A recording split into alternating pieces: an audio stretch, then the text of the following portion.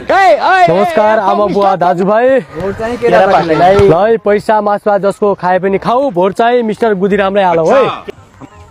नमस्कार ठनक बहादुरजी। नमस्कार। ल योपालिको भोट चाहिँ मलाई है।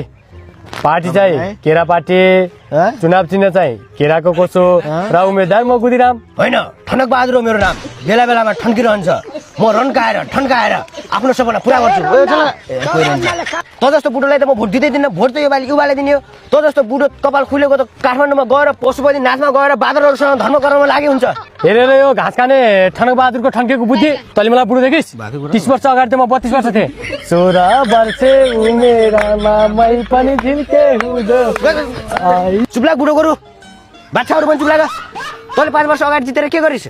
आफ्नै तालु सेगा होइन। लोकल कुखुराको साप्रोसँग बिजुली सालीले बनाएको लोकल कोदाको झोल खा होइन तैँले। मलाई दियाउँथी म पनि भोट दिन्ने तँलाई। तैँले भनेर हुन्छ। हेरेर रिसाको ठनक बहादुर नरिसाउ न। अहिले दिन्छु के बरु अहिले माग न। घर गाडी के माग्छौ? त्यसो भए मलाई एउटा गर्लफ्रेन्ड देऊ न त। त्यसो नभन न ठन्के। म त ऊ वर्षौँदेखि युवती नपाएर यस्ता गन्नाउने बोकाहरू पछि लाएर हिँड्नु परेको छ। छाडा कुरा नगर न नेता गुदिराम। गाउँमा मेरो कति ठुलो इज्जत छ। ए ठनक बहादुर तैँले हिजो कुखुरा चोरेर खाएको साउले थाहा पाएर तँलाई मार्छु भनेर खुकुरी समातेर हिँडिरहेको गाउँ डुलिरहेछ। भागै भाग। तर म तिमीलाई भोट ध्यान गयो नि दिन्न। मरि गयो दिन्न। बरु म हिँडेर धुन दिन्न। कसम म विकास गर्छु के। हेर्न पानी बिजुली अब तिमीलाई चाहिएको भने उहाँ घाटसम्म लगेर तिमीलाई जलाउने व्यवस्था पनि गरिदिउँला। विद्या कसम? कुन विद्या? विद्या चौलगाई कि अधिकारी? हेरेर यो नेताको बुद्धि हुन त पढाएमै थाहा हुन्छ। विद्या कसम भनेको पढाएको विद्या कसम। एकछिनै म सोध्छु खाइदिनु विद्या कसम। खाइदिनु दाजु खाइदिनु। तपाईँ पढ्या भए पो खाना डर मान्नुहुन्छ। 8को समयमै 5 चोटि खेल्नु भयो के डर मान्नु भएर खाइदिनु।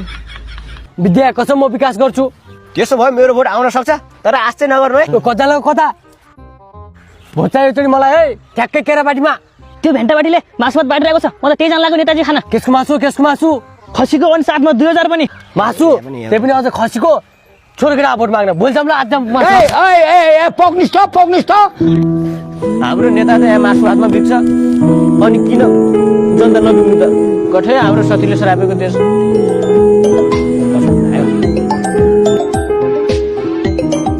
हेलो ठनक बहादुरजी माथि चाहिँ बेलौती पार्टीको नेताले चाहिँ तपाईँले खाने ब्रान्डको रक्सी बाँडिरहेछ। तपाईँ के अरे छिटाउनुहोस्। के अरे बेलौती पार्टीको नेताले रक्सी बाँडिरहेछ गरे? त्यो पनि मैले खानेवाला हेर गिलासमा खानेवाला गर। म तुरुन्तै आएँ। भोट चाहिँ बेलौतीलाई।